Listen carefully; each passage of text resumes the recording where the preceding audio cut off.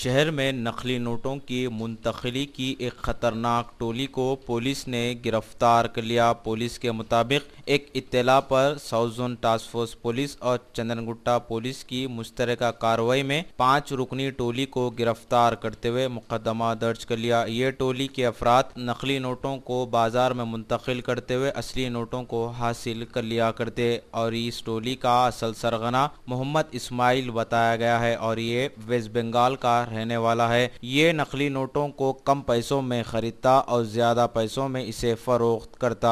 इस टोली के अफराद ये नकली नोटों को पेट्रोल पंप्स, बड़े तरकारी की मार्केटों में रद्दोबदल कर लिया करते। इन मुलजिमीन के पास से 4.5 लाख से ज्यादा नकली नोटों, 5 सेलफोन्स और एक होंडा एक्टिवा को पुलिस ने जब्त कर लिया। मजीद तहकीकात के लिए चंद्रनगुट्टा पुलिस के हवाले कर दिया गया। मीडिया से बातचीत करते हुए additional deputy commissioner of police commissioner task force N Kothi Reddy ने बताया उनके हमरा और भी दीगर पुलिस के आला ओहदेदार मौजूद थे।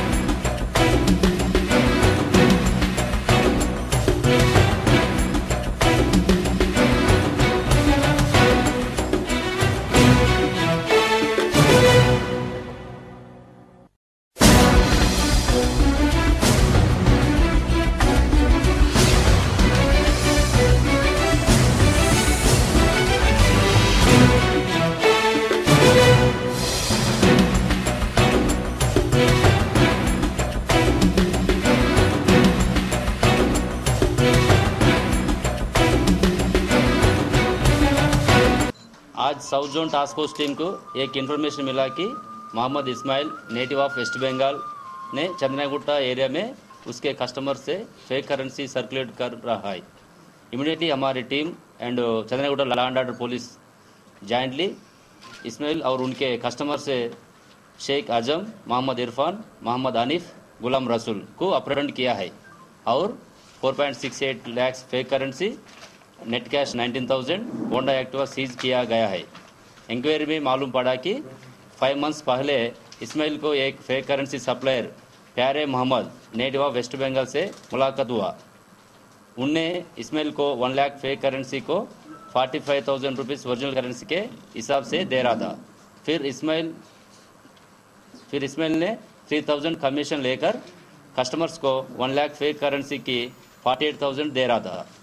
कस्टमर्स को पूछताछ करने से ये मालूम पड़ा कि वो लोग ये फेक 1000 और 5,500 नोट्स को पेट्रोल पंप्स, शॉप और फ्रूट वेंडर्स के में एक्सचेंज करता।